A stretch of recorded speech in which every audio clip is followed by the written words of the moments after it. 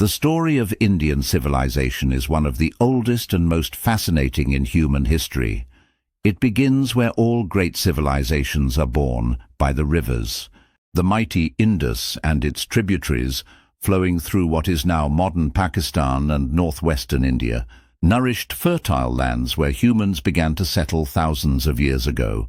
The year was around 2500 BCE, and something extraordinary was taking shape.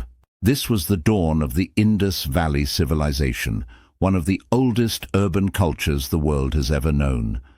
Imagine it, cities like Mohenjo-Daro and Harappa, meticulously planned with an understanding of engineering that rivals our modern age. Straight streets crisscrossed in perfect grids, houses made of uniform baked bricks, advanced drainage systems that kept the cities clean, granaries to store food, seals and inscriptions hinting at vibrant commerce, and even glimpses of artistic expression in their carefully crafted pottery. Life in the Indus Valley was sophisticated and harmonious, a quiet marvel of order and ingenuity. But civilizations rise and civilizations fall. By 1900 BCE, the great cities of the Indus began to decline. Was it the rivers themselves changing course? Was it a series of devastating droughts or external pressures? We don't know for sure. What we do know is that this marked not an end, but a transition. The heart of Indian civilization was shifting, ready to absorb something new. From the northwest, new waves of people began to arrive. They were the Indo-Aryans, migrating from Central Asia. They spoke a language that would evolve into Sanskrit, and they carried with them texts, songs and hymns that would later form the Vedas, the most ancient and revered scriptures of Hinduism. And so began the Vedic age, a chapter of spiritual inquiry, social ordering, and cultural rebirth. Imagine the plains dotted with small tribes, each led by a chieftain, as they settled into an agricultural way of life.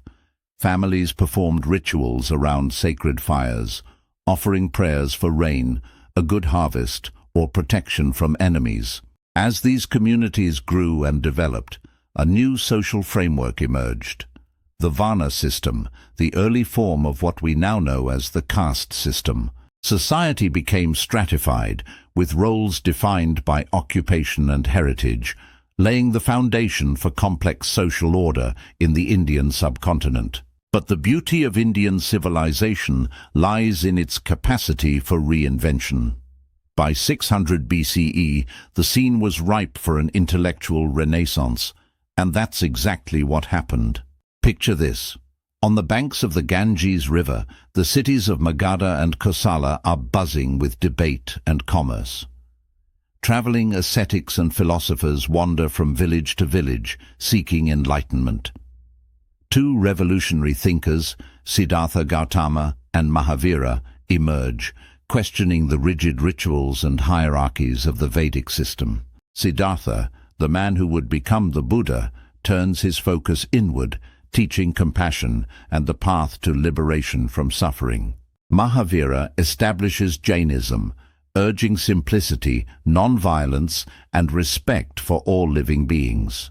Together, these teachings challenge the status quo, expanding the moral and spiritual imagination of the time. As ideas thrived, so too did ambition. Enter the Maurya Empire around 321 BCE. Chandragupta Maurya, a visionary leader, unites much of the Indian subcontinent under one banner for the first time. His successor, Ashoka, transforms the empire into something even more remarkable. After witnessing the horrors of war, Ashoka turns away from conquest and towards Dharma, a moral path. He adopts Buddhism, not only practicing it personally, but spreading its teachings far and wide.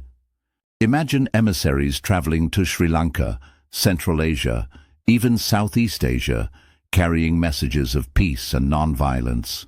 Across India, stupas and inscriptions immortalize Ashoka's vision of a just and ethical society. With the fall of the Mauryas came a period of fragmentation. But the story of Indian civilization was far from over. By the 4th century CE, a new era of brilliance dawned with the rise of the Gupta Empire. This was a golden age, one of unparalleled innovation and creativity. A golden age indeed, with scholars like Aryabhata reaching for the stars and poets like Kalidasa weaving timeless tales in Sanskrit. Aryabhata reached for the stars, calculating planetary movements and introducing the concept of zero, a gift from India to the world. Poets like Kalidasa composed timeless works in Sanskrit, weaving tales of love, loss, and heroism. The Gupta Empire left an indelible mark on Indian civilization, a testament to the power of innovation and creativity during this golden age. Scholars like Aryabhata reached for the stars, calculating planetary movements and introducing the concept of zero, a gift from India to the world. Poets like Kalidasa composed timeless works in Sanskrit, weaving tales of love, loss, and heroism. And art flourished, from intricately carved temples to the exquisite paintings of Ajanta. Hinduism matured during this time, enriched by new myths, rituals, and devotional practices, while Buddhism and Jainism continued their spiritual contributions. But Indian civilization didn't rest within its borders. Indian merchants navigated across the Indian Ocean, while scholars and monks carried their ideas and philosophies to kingdoms in Southeast Asia and beyond. From the architecture of Angkor Wat to the spread of Indian mathematical concepts, the threads of this civilization were woven into the fabric of the wider world. What is perhaps most remarkable about Indian civilization is its resilience, its endless capacity to absorb and adapt. From the Harappans of the Indus Valley to the philosophers of the Vedic age, from the moral vision of Ashoka to the intellectual heights of the Guptas, every chapter added a new layer to its identity. This is a civilization that has thrived on diversity, interweaving countless languages, faiths, and traditions into a single intricate mosaic. And so, we arrive at today.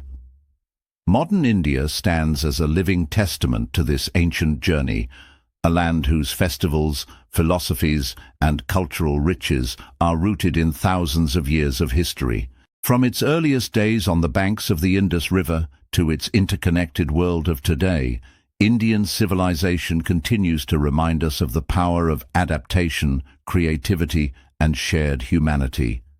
It's not just a story of the past, it's a story still being written. Don't forget to like and subscribe, and